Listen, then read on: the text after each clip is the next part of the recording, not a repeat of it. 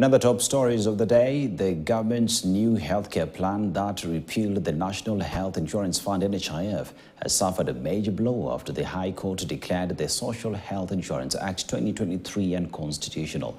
A three-judge bench ruled that the act was null and void, giving Parliament 120 days to correct the legislation. Gloria Milimo with this report. Barely 24 hours after President William Ruto sacked the former Health Cabinet Secretary Susan Nakhumicha, alongside other Cabinet Secretaries who were casualties of the drastic decision since he took office, the health sector suffered another blow Friday.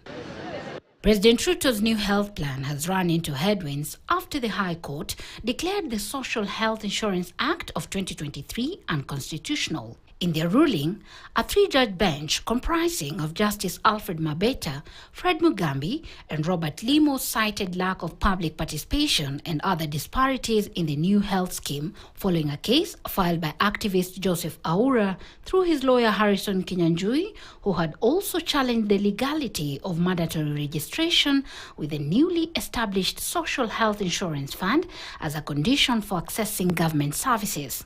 The judges who declared the Social Health Insurance Act, the Primary Health Care Act, and the Digital Health Act 2023 null and void further suspended their judgment for 120 days, directing Parliament to amend the legislation, failure to which they warned, and I quote, "The Act shall remain suspended.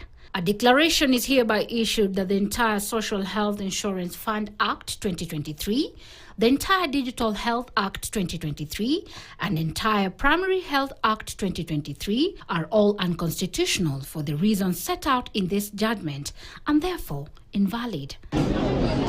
The government had banked on the new laws to transform Kenya's healthcare, with President Ruto even indicating that the rollout of the Social Health Insurance Fund will take effect on 1st of October. That will make it possible for every Kenyan to have a health insurance, and for those suffering from critical illnesses to have access to the critical illness fund, making it possible for every Kenyan to have access to treatment without the burden of having to fund it.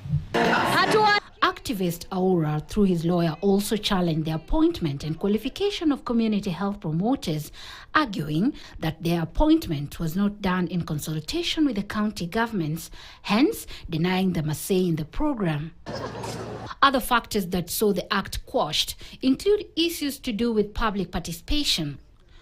The lawyer argues this was never done effectively, as there were also no forms of participation that was conducted in Kiswahili language.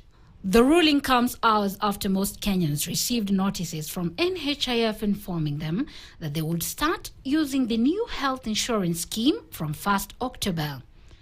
This was also after the commencement of the registration process for the Social Health Insurance Fund that kicked off on 1st of July 2024. Gloria Milimo, KTN News.